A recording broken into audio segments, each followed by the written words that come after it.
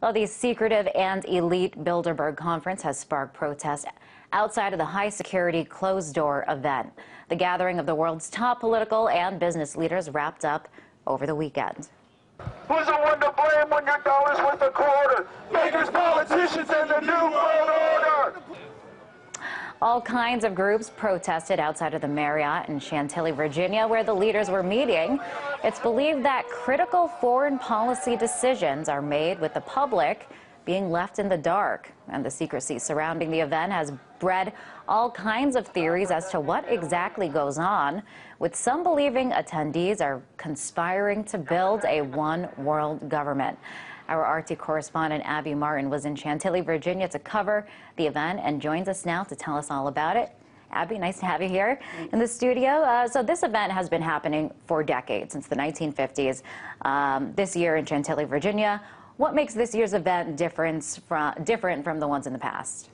Well, Liz, I think it's dovetailing off this whole global awakening that we see with the Arab Spring, the Occupy Wall Street movement. A lot of protesters that I talked to in Chantilly, Virginia, kind of said for the first time since the Obama election, people all across the board are really waking up to the power structure in the United States. So you saw just a lot of people all across all walks of life really out there.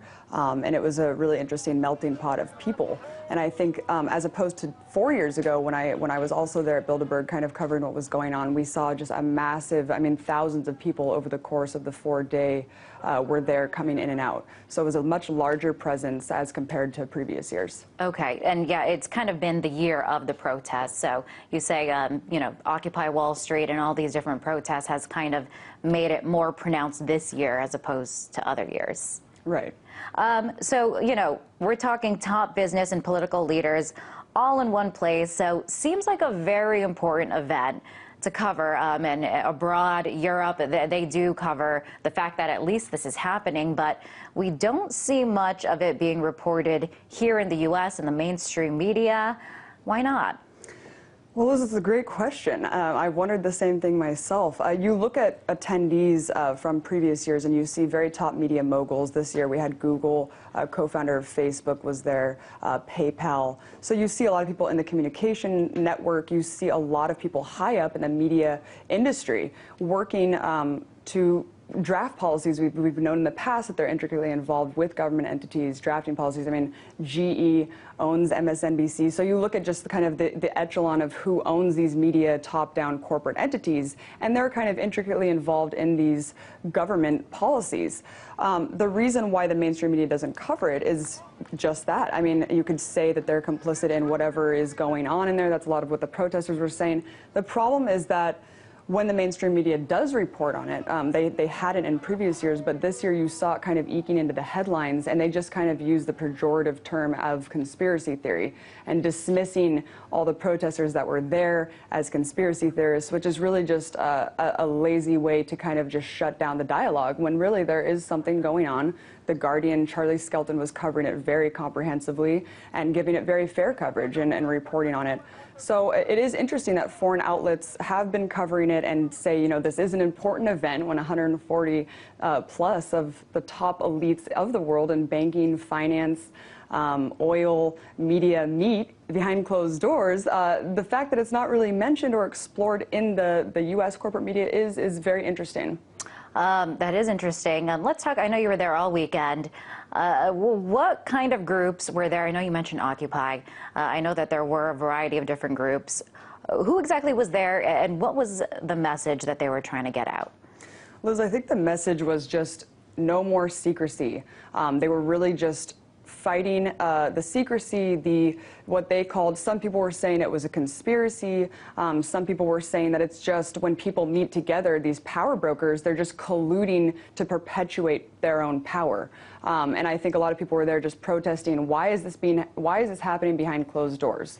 A lot of people were also protesting a violation of law, which they're saying actually foreign diplomats cannot meet with U.S. officials behind closed doors without congressional oversight. So there were a whole different mix of people. You saw people talking talking about debt as being slavery. You saw people talking about false flags. You saw people talking about the policies that came out, what they speculate came out of previous years at the Bilderberg, global governance.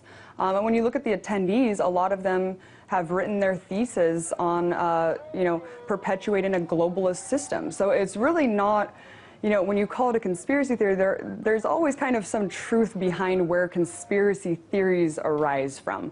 And a lot of people were very grounded and very intelligent about what they were there for. Mm-hmm. I mean, secrecy, it makes you wonder, why is it such a big secret that they need to make it completely cut off from all media, from the public? And because of that, it is hard to know what does go on inside. Is there any indication of what did go down and who the participants were this year? Well, yes, there is a list of attendees for the first time. If I'm not mistaken, I think they released it this year. They also had a very broad agenda that they had put forward that they were talking about: cybersecurity, just the democratic evolutions of certain countries. Very broad agendas, so not very specific, not really getting into what exactly was talked about. Someone that I did speak to, though, that went into the Marriott before it started, said that they saw about 140 desks all in a circle with their own individual microphones. So it really did sound like a UN meeting, very official. Yeah, I mean, we know the attendees. It's on the Bilderberg meeting website that people can check out. But it's, people all across the board, CEOs of all these industries, pretty much. And it's interesting that you said that the way that it's set up is reminiscent of a UN meeting, because some people say that the very nature of this conference is illegal. And I know you spoke to a few of these folks. Let's take a listen to what they had to say. Right now we have a meeting, a consortium, if you will, of the Anglo-American Empire. Some of these gentlemen have been here for the past 20, 30, 40 years. Names like David Rockefeller, names like Kissinger, people on behalf of the Rothschild banking dynasty. They're inside right now. And on top of those 20 to 40 individuals that have been here year after year, they recruit 80 to 90 to 100 of the bright stars that they see out there in the economic, geopolitical world. They're involved violating federal law, the Logan Act, inside of this building. It's illegal for politicians and the heads of agencies to meet with robber barons and elites to set policy. There's a bunch of payoffs going on inside of here. And that's why as they arrive today, we're here to get in their face and let them know that people are waking up to them. They tried this mind game for decades, saying it doesn't exist, there is no elite, the international bankers don't exist, they don't want a world government, they're not going to try to establish that. Now they're trying to openly establish world government as the solution to the derivatives crisis that they created. And so all that's happening is humanity is waking up and getting past the puppet Obamas and Romneys and Tony Blairs and Camerons, and they're getting to the actual oligarch puppet masters that are controlling the whole system. So many believe that this should not be happening and that there's even some legal concerns about this happening. Can you elaborate on that?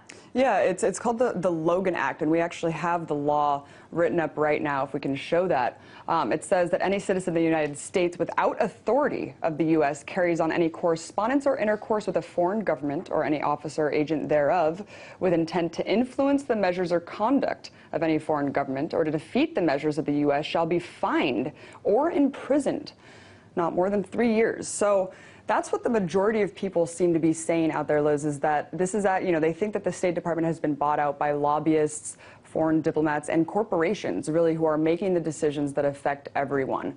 But as we saw with Alex Jones, he has a big movement behind him. I mean, they were live streaming out there. It's really the new media taking it back as the corporate media fails to do their job. Of course, RT was out there, but we saw thousands of people were tuned in for 12-hour blocks at a time, thousands of people tuning into Luke's live stream, Alex's live stream. So it really is the new media that you see. People care about this. They want to know what's going on. And it was really amazing to see how many people were really tuned in for so long to see this going on. Very interesting to see who was there and who wasn't there. Abby, thank you so much for being there and keeping us informed as to what was going on. That was RT correspondent Abby Martin. Thanks for having me.